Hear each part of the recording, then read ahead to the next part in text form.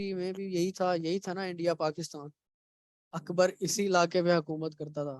تو ہم ذرا جلال الدین اکبر کے دور میں جانے لگے ہیں کہ وہاں پہ ایک ہستی آئیں, ان کو کیا ضرورت پڑی اکبر کے خلاف جہاد کرنے کا.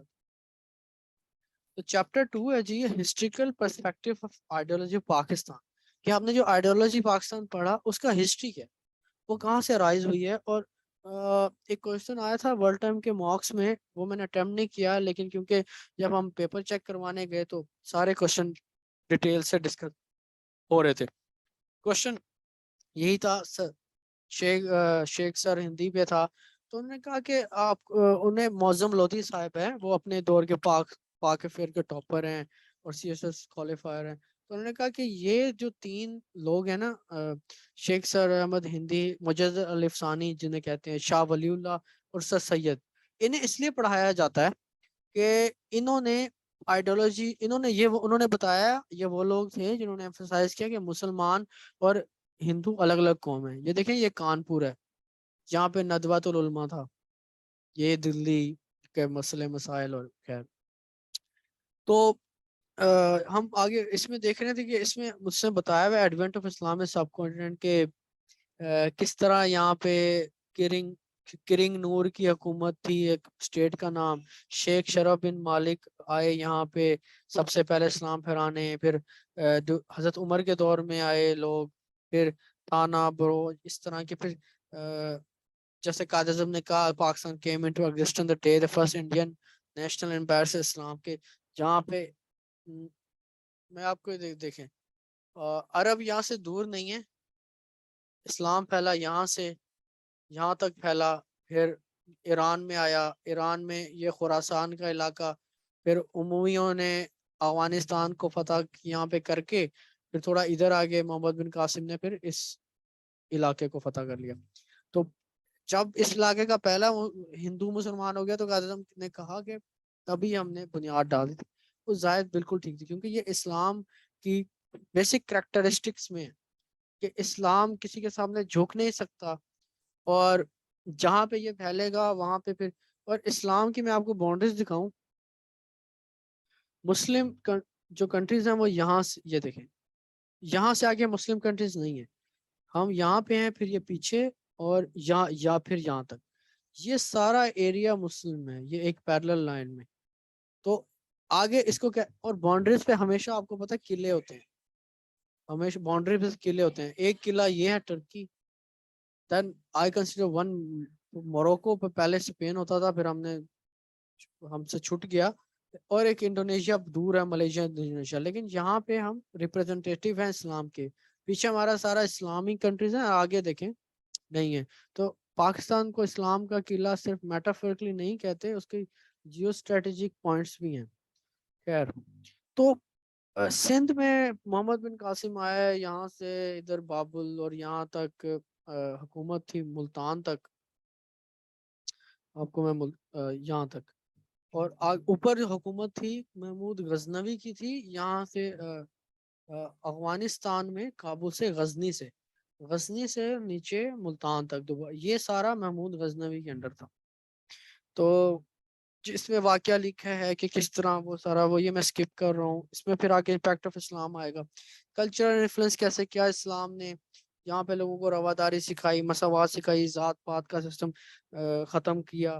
پھر اس طرح ریلیجس انفلوئنس میں بابا گرو نانک, وہ بھی اسلام کی طرف وہ تھے, انکلائنڈ تھے. اسی طرح اس کا پھر ہندو ریئیکشن میں آپ دیکھیں کہ ہندو نیشنل موومنٹ سٹارٹ ہوئی, انہوں نے کہا بھکتی موومنٹ, انہیں اپنی پڑ گئی کہ یار یہ صحیح نہیں ہے, بھکتی موومنٹ سٹارٹ کرو.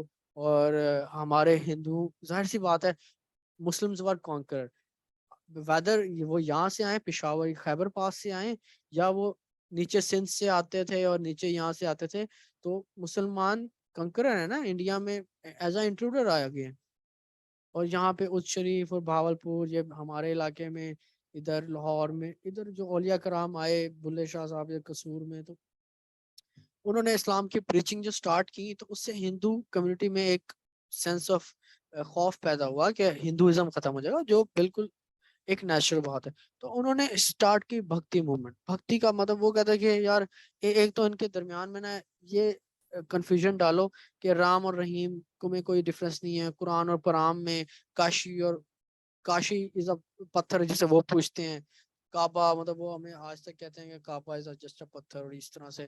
تو اس طرح بھکتی موومنٹ نے مسلمانوں کو ابھی بھی وہ کیا. اس میں نام ہے بھگت کبیر دادو رماناندا, وہ ان کے اپنے. پھر دین الہی اکبر کے دور میں ایک, کیونکہ اکبر جو تھا اس کے پاس ایک بڑی حکومت تھی, بڑی حکومت کرنے کا چیلنج تھا. جو اکبر کا ریجن تھا نا وہ یہ سارا, یہ ناگپور, یہ مہاراشٹرا وہ الگ ریاست تھی, اکبر کے خلاف لڑتی رہتی تھی, راجپوتوں کی تھی. تو یہاں تک یہ سارا اکبر کا ایریا ہے. کہیں پہ یہ بھی, اور تھوڑا افغانستان, یہ دیکھیں اتنا بڑا ایریا میں اور اتنی ایتھنیسٹیز ہوں.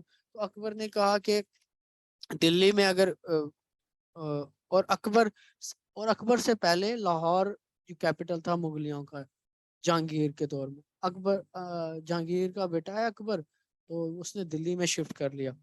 تو اس نے دین الہی بنایا. دین الہی میں کیونکہ اس نے کہا کہ تمام faith honor would be rendered to God, یہ اس کا الفاظ ہیں کہ honor God کو دیا جائے گا, peace would be given to the people, peoples میں پیس آئے گا, میں رول آف لا کروں گا, آرڈر ہوگا, یہ ہوگا, وہ ہوگا, اور سیکیورٹی دو امپائر, اور جتنے امپائر اس کو سیکیورٹی دوں گا, لیکن میں یہاں پہ خدا کا نمائندہ ہوں, مجھے آ کے سجدہ کرو سب سے پہلے. یہ دین الہی تھا.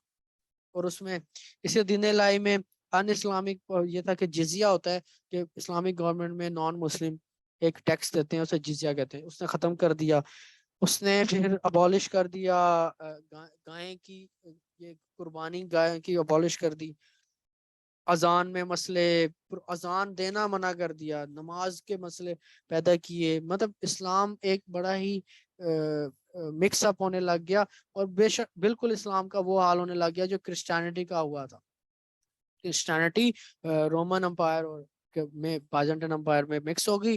کرسچینٹی نہیں رہی, اور پال اور جان نے اسے اپنی طرف سے انٹرپریٹ کر کے وہ آج کی جو کرسچینٹی ہے وہ بنا دی, جس میں چرچ نے کا مسئلہ. تو پھر اللہ تعالیٰ نے مطلب پھر ظاہر سی بات اللہ تعالیٰ نے بھی کچھ کرنا ہوتا ہے.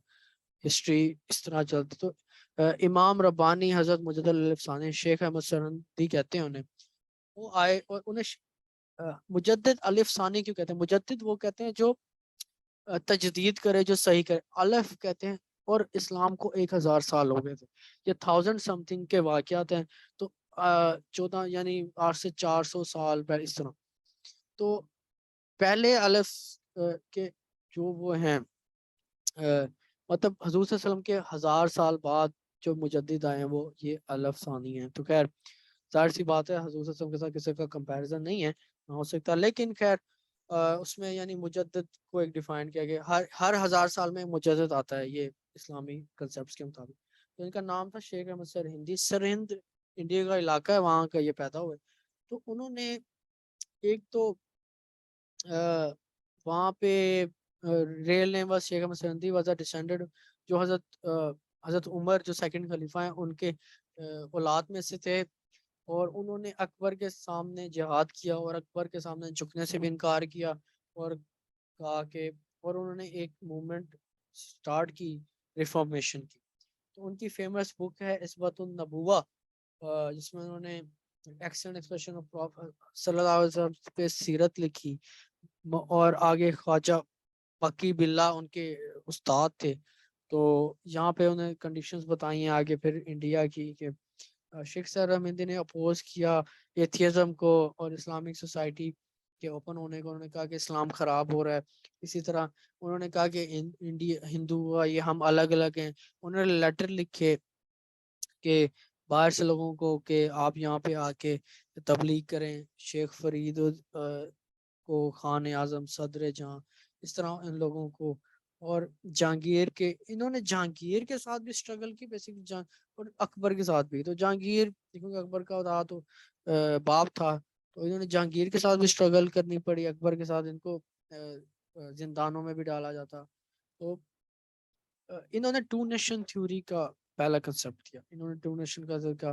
اسی طرح پھر وحدت الوجود اور وحدت الشعود کا دیا. اچھا آگے میں کنٹینیو کرتا ہوں.